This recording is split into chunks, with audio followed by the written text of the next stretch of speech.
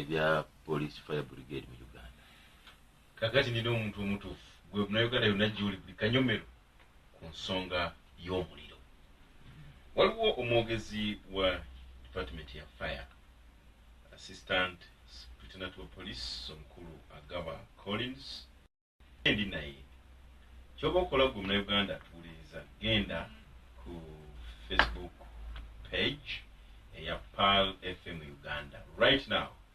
Debate and discussion eno tugenda maaso nayo. Era ku Facebook page eyo kuba posting ekibuuzo kyo kyonna ku nsonga ya fire ey'omuliro. Ffe tugenda kukozesa eddakiika tuno wano obudde obusinga tubukuwe gy'oli n'ebibuuzo byogenda tuweereza ku Facebook page ya Pearl FM Uganda. Abali mu kutulaba namwe mugendeyo. Nsaba omusaba otuliza Assistant Commissioner gamusa ku ggwanga. Bona abali ku Pearl FM saba zino mbatumidde ate n'okubasiima mwe bali kubeerawo kubanga esazemu kubatuusaako ebafaako nnyo n'esala kubatuusaako ebyokwekuuma ate nga ku bwereere. Tuyanziza nnyo, tuyanzege Pearl. Ekitundu department ogikoledde ogiruddemu? Yesebo ate njagala kuba nakukyaza kudda wano bbanga ddene. Yesebo department yange abantu bantwala n'ensoma eby'omuliro era nyina okubaweereza mu ngeri eyo. Nkyagadde because abasinga tufuna transfer nyingi. Ne nange osanze bera buwandika. Kyekyo.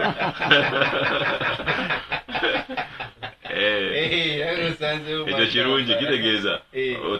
oweereza abantu bulungi nnyo. Mashallah. SP Agaba nawe yamusa kutuliza. Amanya n'eddoboozi muwuliriza SP Agaba Colin nga yenza ayogerera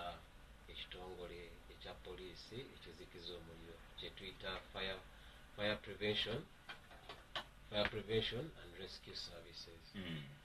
Njagadde nnyo okutumira abantu abatuwuliriza n'okubeeyanza okubeera bagumiikiriza ku gino emiriro egizze nga gibeerako. Okay. SP wangi kiki mukola sookera ddala omulimu guki? Omulimu gwaffe katinga ku directorate ya fire prevention tulina ebintu bingi. Ekisookera ddala okuziiza omuliro okubalukawo nga tusomesa abantu kwewala emiriro n'okuinspectinga ebizimbe byakulaba nti biri bulungi tibikwata omuliro arrangement ya bulungi. Then kuva ku ekyo tununula abantu abona obulamu buli mu bwetaavu kyetuyita rescue nga bano owulira nga twamugye mutoyi emotoka yafunye akabenje ne balemera mu motoka eyo tulina ebyuma ebibasumulula bulungi. Musoda guli mu nyumba rescue from those wild animals kubayamba mu nsolo bwezityo ogwo guba mulimu gwaffe era tusomesa n'abantu ge tuli kukola sabazi. Yogedde ku kununula before kununula rescue oyogedde ku tangira omuliro kyekyo okutangira kugenderamu kinashi mumbeera we okutangira kuli mu bintu era kutangira ani kakati abantu basomesa omuliro kyekireetako omuliro basobola kugwewala batya nitugenda tusomesa abantu era tukiyita sensitization nga ketuliko okusaba zino bwatuyise wano kuweereza abantu tubabuulira ebiki ebigenda mu maaso. Ekyokubiri tukola inspections ekizimbe yadde okizimba bwoti nga tunakiyingira kesi eno okuwa occupation permit tusooka ne tulaba eddala ebyomuliro obitadde mu nkola oba nedda ne tukola inspections ezo ne tukuwabula bulungi wano weetagisako kino wano weetagisako kino kulaba nti ennyumba eno ekuumibwa bulungi ku muliro. Era tugenda kutangira ku nkola ku inspectinga n'okusomesa abantu kikyo okukola kulaba nti twewala emiriro. Leka kunga nti ekintu ky'okutangira nga muyitamu naddala bizimbe Kampala wano nje mukinamu omukono tukinamu kyoga nti kizimbe kiyimiriddewo naye tukakasiza nti obwetaavu bwonna singa waliwo fire outbreak fenga police n'ekitongole kino sikyabulimba edda bwe kyali naye nibwatuuka ebiseera ne tutuula ne Kampala Capital City Authority ne tukkiriziganya kubanga ebizimbe waliwo genda osanga ekizimbe kya kalina 10 temuli ekyokozesa kulwanyisa omuliro kati wogira olupiira wansi kurutuusa ku folowa 10 ne pressure yambusa amazzi waggulu eyo nga ddala erina okubeera y'amaanyi so ne tugamba nedda ate ne kesi ye nayo netugisiima nekiteeka mu nkola yadde ozimba ennyumba ssaawa zino eri etya tusobola kugiyingira nga tonafuna clearance yaffe eyaba building inspector baabwe neya public health. Kiddala by'omwakazuula ekyabaddewo mu Ndeeba abantu ekitongole kyammwe bakyetaaga nnyo buli omu era tuliwo ku bantu naye ku lw'abantu tubeebaza omulimu gumukolako tweyanziza naye ebibuuzo gye muli bikyali bingi era bye tuzira okunyonyola tugira mu budde esebo nga infact nga tubana genda ku ky'omundebe kibaddewo okugira mu budde abantu bemulugunya era bisinga nti ttiimu bagikubira ejjaluvanyuma olw'omulimu gukutte ebitera bisinga kati ng'ekyabaddewo ne batuga nti mwazze mbu kati muli mazzi and so many protects about this so kino kijja kitya ekyo tosobola kuwakanya omuntu kyayagala kwogera oba kumugaana naye ekituufu kiri nti ffe obudde bwaffe tureportingira bwe bukyali remarkable kujjako kimu tituli bakatonda nti obeera mu buli kitundu akukanziremu kawulire si tituli bakatonda kugamba nti nja kube olaba ekigenda mu maaso buli kitundu olina okuyitibwa kati ffe oluusi omuntu ayitawo oba oyo agiriddwa ebintu yatukubira waliwo omuliro wano naye ffe tubeera ku sawa ya Queen ne stations endala nga Nansana Boyogerere Kawempe twagezaawo kutuusa esaabizi zaffe ku bantu ddala mu Kampala buli kitundu twazekayo fire station naye ekyamaanyi bw'oba tomuyise nti waliwo omuliro wano talina ngeri gyakutegeera nti waliwo omuliro mu Ndeeba omuliro gutandika abantu nga bagulaba ne bagezaawo kugulwanyisa nga bagulaba kati bwe gubalemerera omuntu wakwatira esimu nti waliwo omuliro wano ate omuliro gubina gye bayita stages ez'okwaka katugambe embwa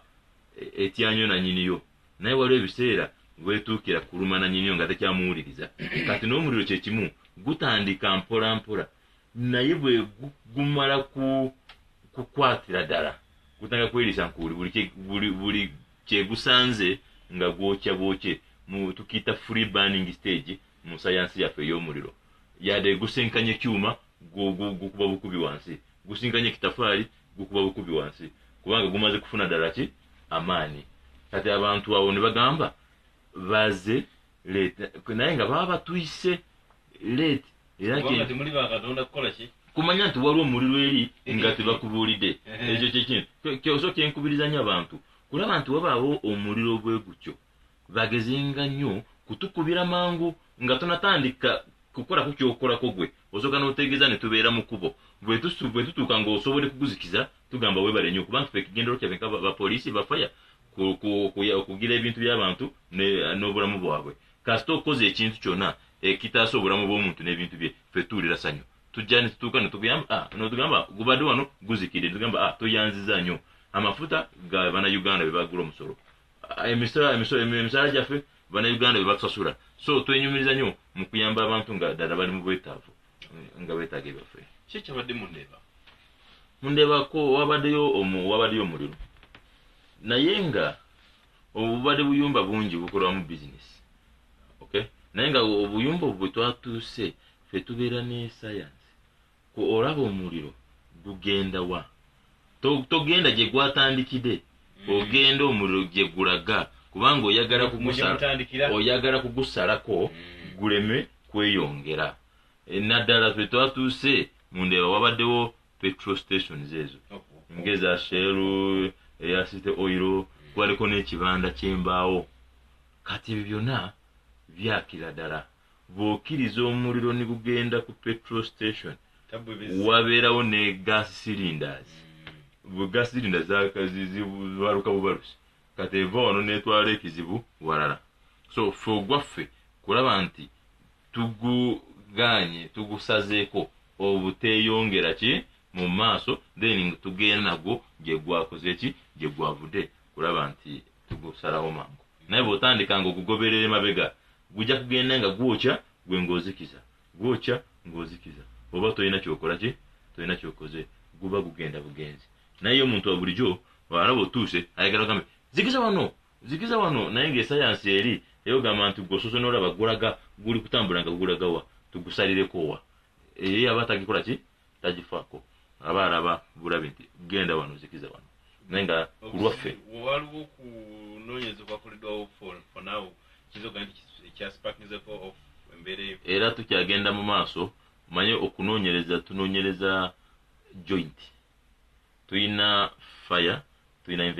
fire investigators tuyina government analytical laboratory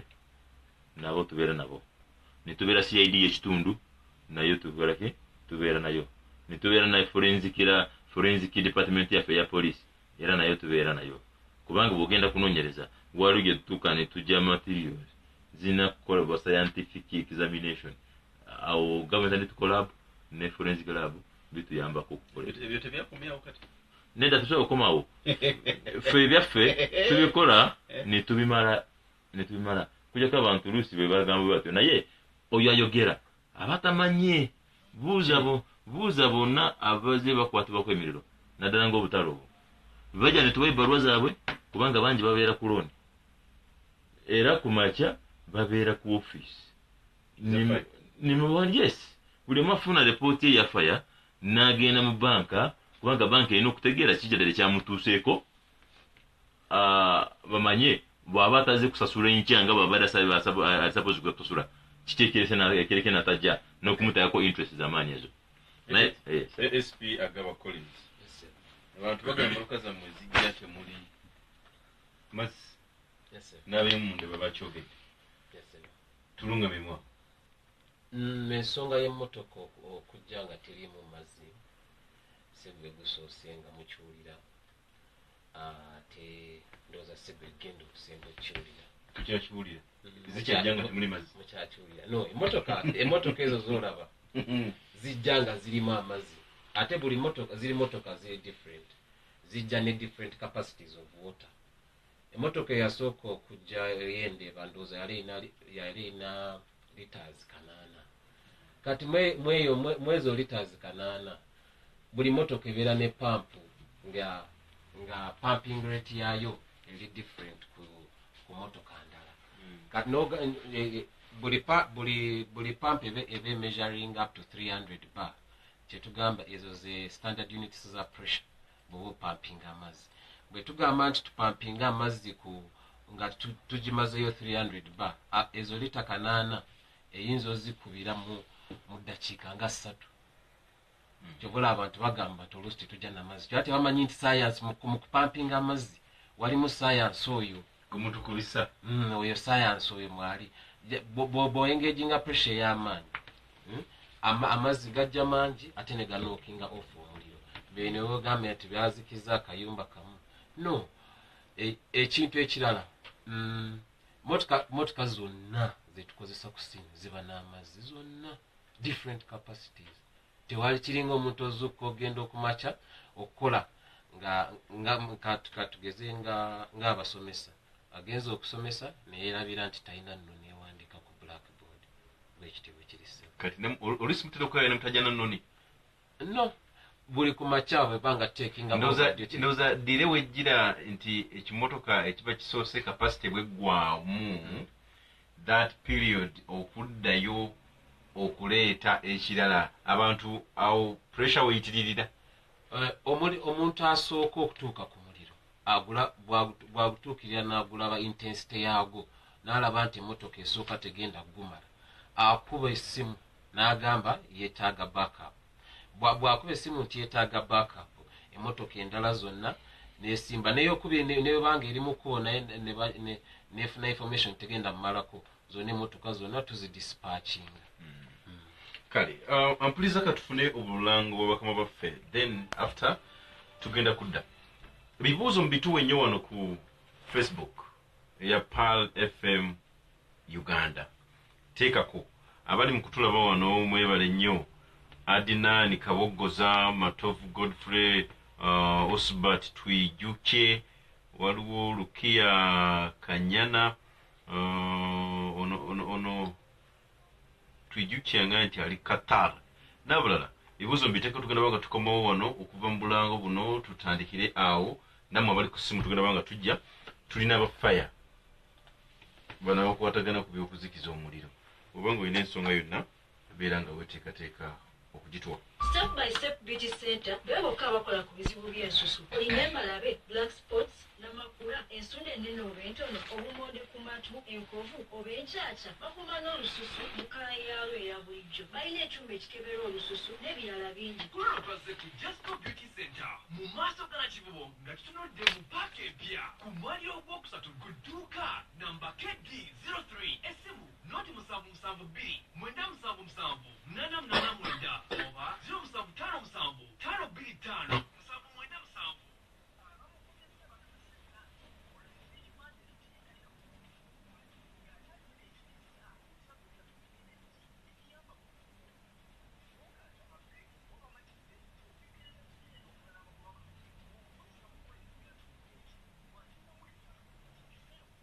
Bajja kuba engumi za gundi zaggolola ndi mu kulaba wano.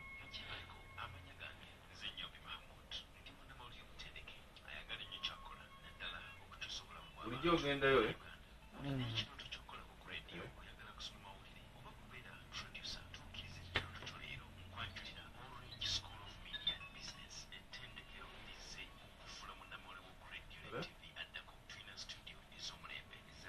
naye tobeera ku rediyo mukwano mba kumpewo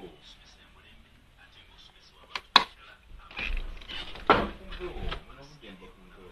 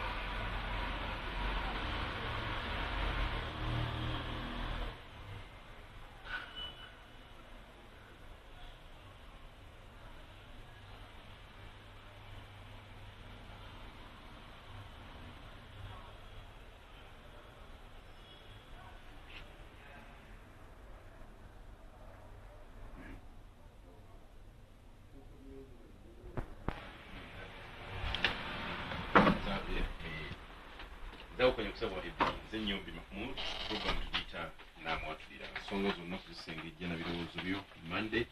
police n'omuntu wa bulijjo bwe tubeera njagala okujjukiza ku ssomero lyo erya Prosper High School gendayo ofuna okutendekebwa gwe munange omuzadde yenna atwala omwana asobole okuba nga asoma baga nti omwana atatwala kintu kyonna ku ssomero ate ng'atendekebwa abakugu basanga bali ku Bombo Road okyamira Matugga ku mabanda n'odda ku luguudo oludda essemuto ku kyalo Busiikiiri essimu yino 07032485 28 ne 0704 5693 be banaffe aba Prosper High School era mu ngeri y'emu Dr. Musimigada akutegeeza nti kafulu okujjanjaba amannyo akati akwanjulira eddagala eppya lyakolesede erya Nana Kwisha kyolina okukola gwe Munnayuganda kugendayo ng'ennaku z'omwezi 37 ogw'omusanvu ofuna obujjanjabi eddagala lino agamba yaletaddemu ebirungo bingi oluvannyuma lw'okukola okunoonyereza yataddemu ekirungo ekiyitibwa clove mulimu eucalyptus mulimu rosemary mustard oil n'ebirala bingi mu abalina endwadde nga sukaali pressure abakyala ab'embuto n'abalala nammwe mugende mufune treatment naye osooka kuwandiisa n'omutwalo gumu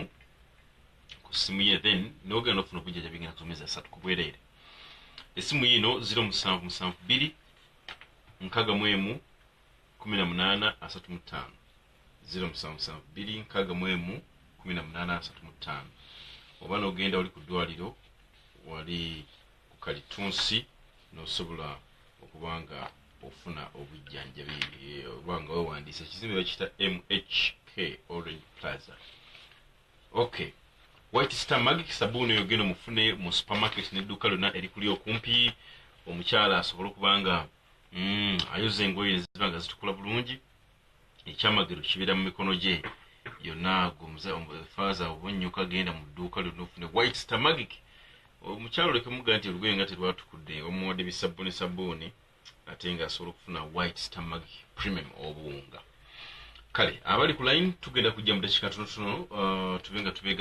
mutwegattako n'abatuweereza message mugende ku Facebook page yaffe eya Pearl FM Uganda tuweereza bw'otulaba teekako n'obubaka bwo obungi bubuno teekako obubaka bwo tugenda kuba nga tubusoma tuzatandika endoza n'obubaka okubusoma n'abali ku line okuba nga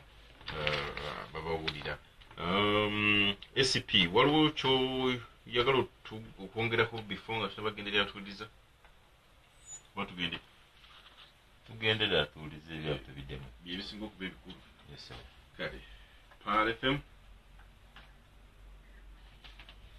alaikum salaam wa rahmatullahi wa barakatuh kale bambi ninyabo gwani nyabo Aisha Nurkenge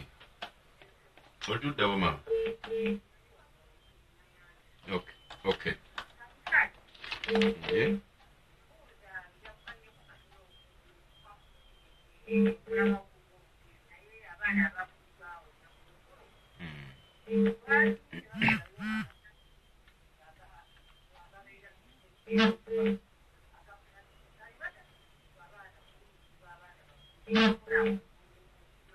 FM kino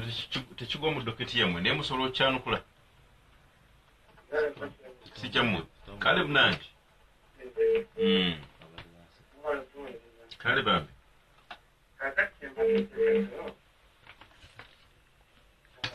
tukuwulya eggwanga lyonna ssebo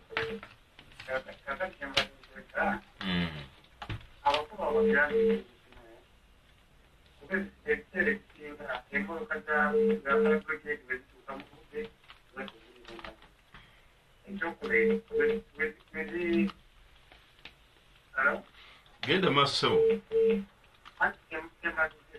tukiwulidde ekyo tezibaamu mazzi ekirala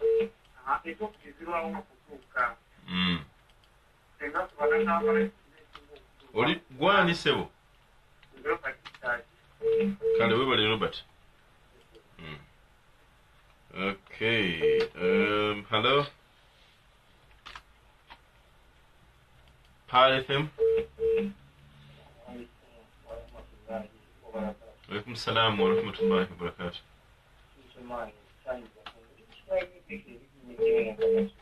Sali Mugatumbu. Olingo mpakasi. Eso.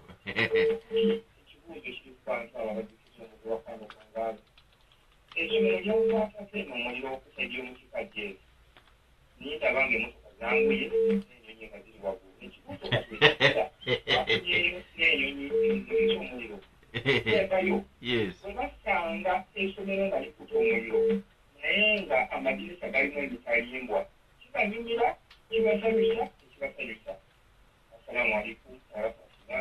Alaikum salam wa rahmatullahi wa barakatuh. Wewe nyo security man. Hello. Karibu nani? Eso. Otudde kya? Otyo? Naye ekisinga tukola obubi poliisi kati era yonna kati walinga wali ekkubi tudoza tugende mu bidduka